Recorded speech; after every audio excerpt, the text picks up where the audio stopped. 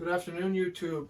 Today I want to talk about a film that left a very lasting impression with me, and it's important that I reflect upon some of the classic cinema because I feel that, at least nowadays, cinema has become nothing more than propaganda and politically motivated uh, with underlying indoctrination of,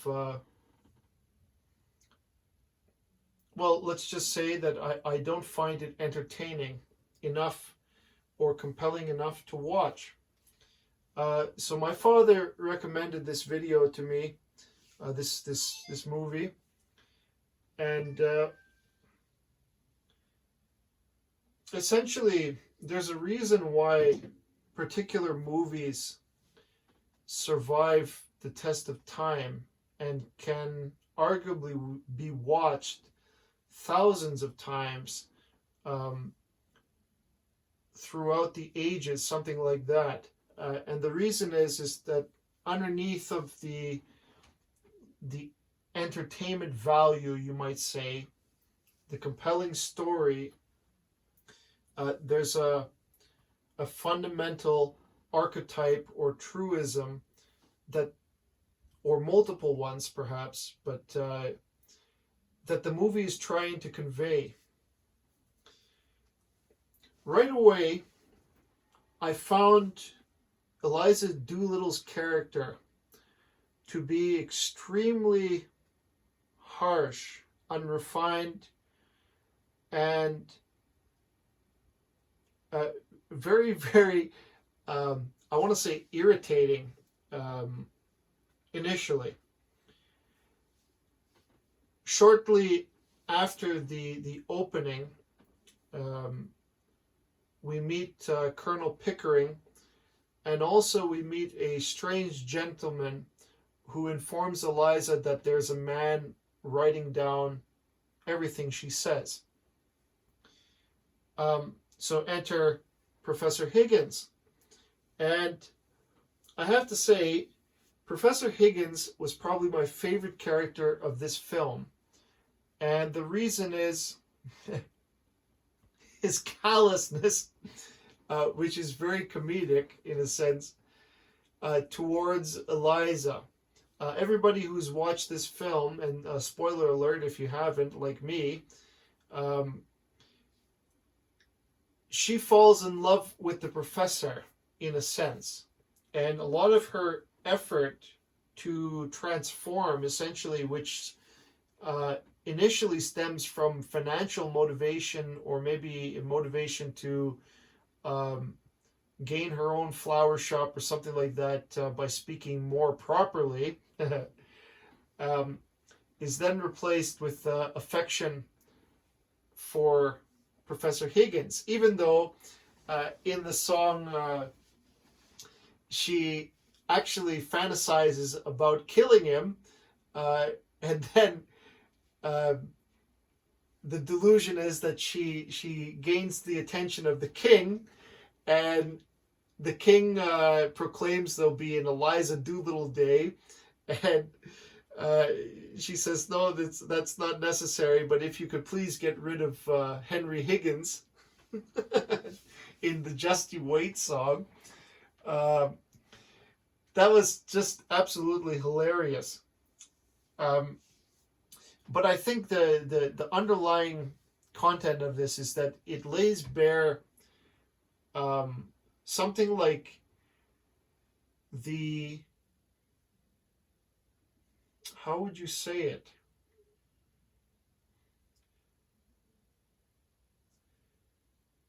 The whole movie is about the transformation of Eliza Doolittle's speech. And with that transformation comes also the fact that she turns from this woman into this woman at the end.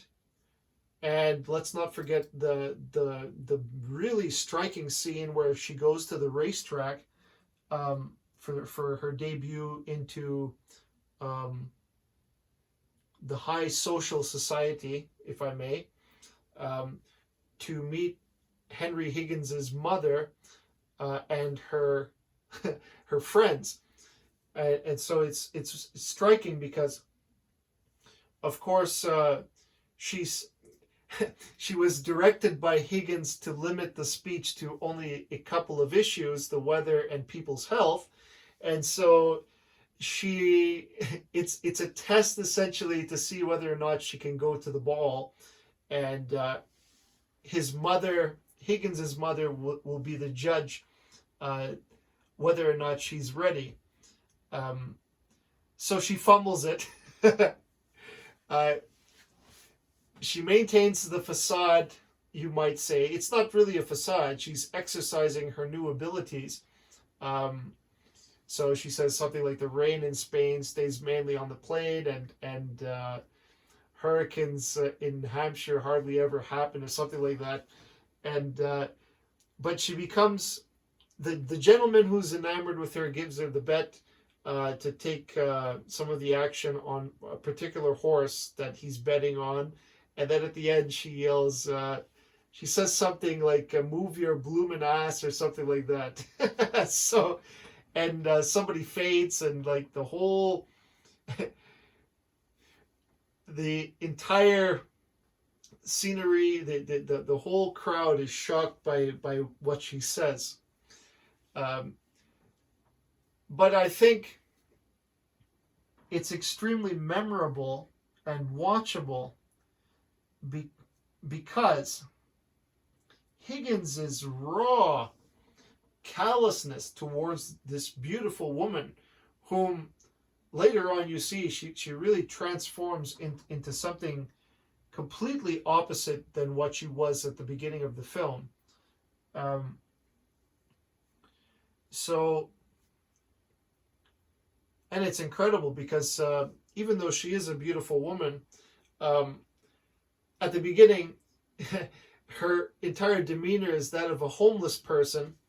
And so when Pickering asked if your intentions, he asked Higgins if your intentions are noble, and can you be honorable with this, in a sense, naive woman's future.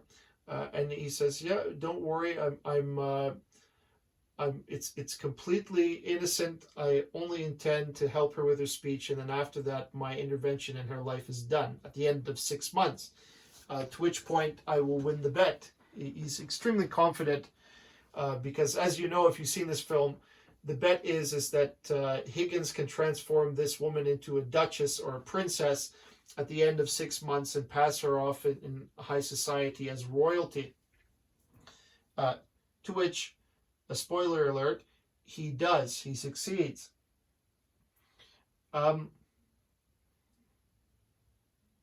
And I really enjoyed how they, because the pacing of the story is incredibly quick. It's something like they meet on the street. Higgins inspires her to ascend, essentially. And she uses some of the coins that he just cast to her for her basket, to her basket, to pay for the lessons of phonetics from Professor Higgins.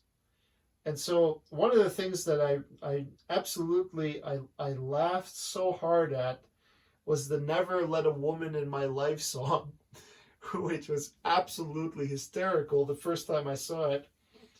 The lyrics are like the archetypal man who enjoys, because when you get older, something like the privacy and serenity of your working space is paramount for a scientist, you might say. And it's not to be disturbed, so that he can pursue his scientific inquiry without inhibition or distraction. So when Pickering talks to him about, your intentions are pure toward the woman or not, and he goes sacred, and then he starts singing the "Never Let a Woman in My Life because such and such, and I prefer my bachelor lifestyle and whatnot." It's much more complex than that, because he lists a bunch of hysterical things, which it shows his, like, the perfect reason that he's completely indifferent about beauty or sexual attraction or anything like that. Those things are very trivial to Professor Higgins. To an ordinary man, after her transformation, he may feel attraction for her. But Henry is not like that.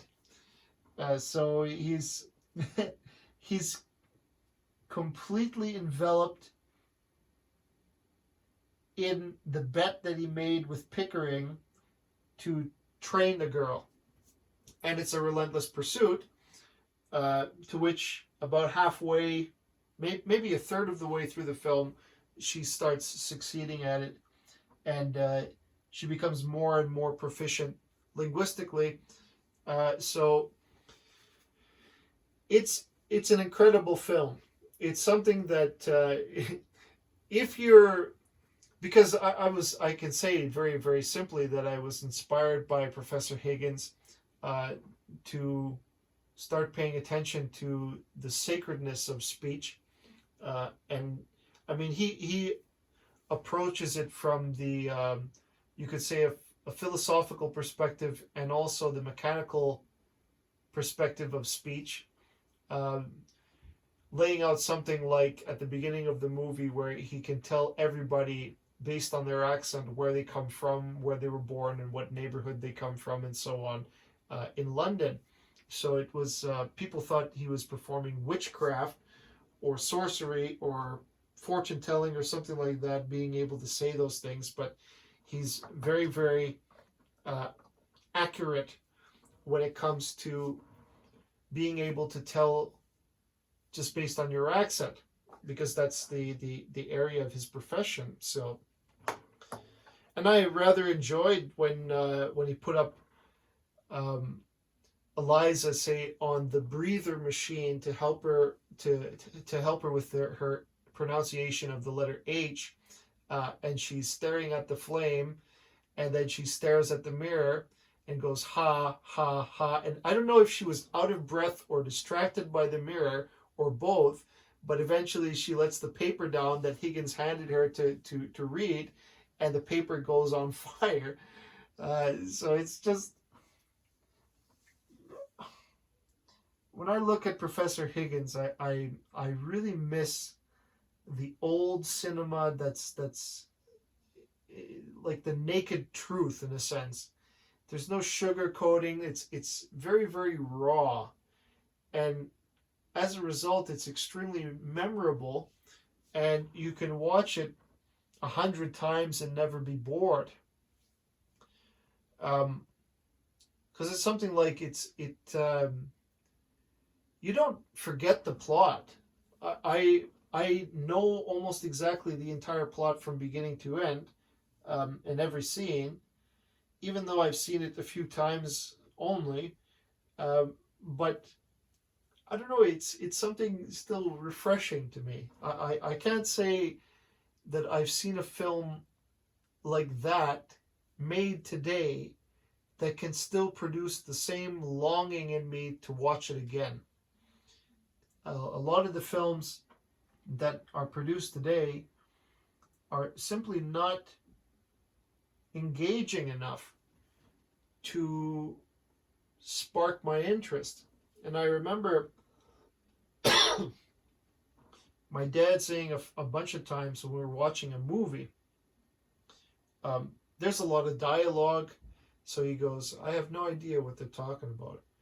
And even though, I looked down at him at the time for not following the plot, I realized he's actually right. It isn't engaging enough. There's a lot of talking that goes on in films that's just utter nonsense to pass the time, but it's relevant to keep up with it so that you know the plot of the movie. But if the movie is not compelling enough to follow, then why follow the plot? In a sense, that's how I feel. And what I began realizing is that the further that time passes, the less respect. I mean, I have no respect for cinema as it exists today. Let's just say that.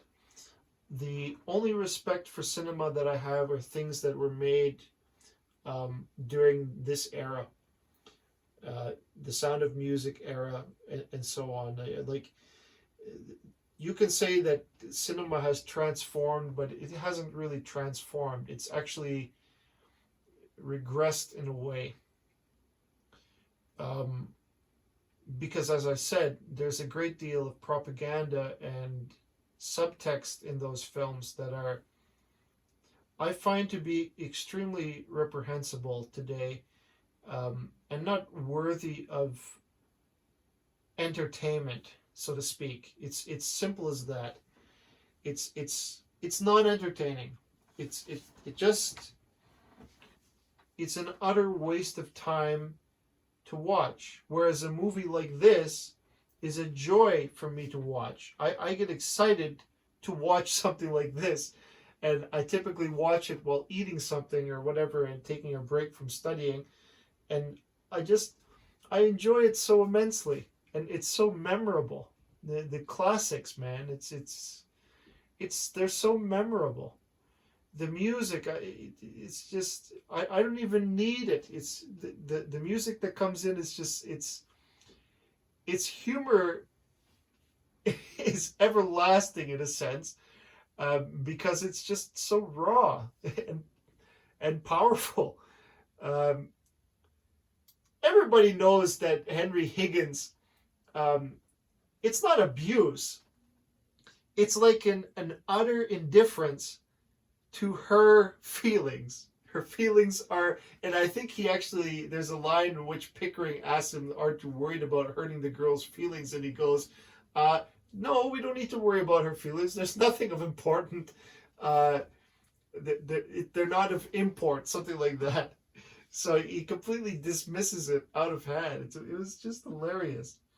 And when I saw that film, because my dad's been asking me to watch that film so many times, and I never actually, because it's hard for me to get over the opening scene, which is just so terrible in a sense.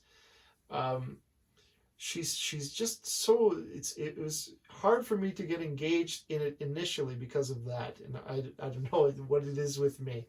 Um, but later on, when I started watching their first interaction in his study, um, I became I fell very much in love with the film after I saw it. Like their first interaction in the study, where she talks about her intentions to learn, and I mean, he's a very impressive character, because he has such a frame, such a beautiful, the way that they set the office and everything. It's just very, very much, it's lovely. The bookshelves on the top floor, not exactly the top floor, but in like a loft setting with a balcony, and then his office with all the machines and necessary for his recording and whatnot. And when she comes in, it's a very, it's a contrast of very, it's very dynamic. She comes in, and eventually we come to this scene where she starts to doubt his sanity or something like that, and she wants to walk out. So he entices her with chocolate, and the prospect of becoming a real lady who is able to have her own flower shop, so an elevation of her station. And so she is enticed by the chocolate because, as you know, in the song Wouldn't It Be Loverly, she talks about eating chocolate every day because she loves chocolate. So he entices her. And so there's so many lovely points in this film that I would love to cover. Even the ending, which it's left on a cliffhanger in a sense, because she starts to form a romantic relationship, infatuation actually, not a relationship, with Professor Higgins, but he doesn't feel the same essentially, but he does miss her presence in his life at the end. and it's left to a cliffhanger, which she returns to him in a sense. Well, actually, literally, she returns to him, and the relationship is like something up in the air, but they there's a longing to be, I don't know, together is the wrong word, but perhaps maintain presence in each other's lives. Um, Again, he had no real thought to her future after the training was over. So, um, but it's such a lovely film. I looked up a bunch of films by Audrey Hepburn after that. She's of Dutch descent, but later I think she adopted British nationality as an actress. Um, Her parents are both Dutch, I think, if I recall correctly. But again, um, what I love the most about this film is that like her transformation is incredible, and in the end, she is deemed a princess by a former student of Dr. Higgins, Professor Higgins, who is like an advisor uh, to the Queen or something like that. So her speech has become so perfected that she ascends to royalty, and I think it's really that's a hell of a message uh, to send to people, because it's something that it's true.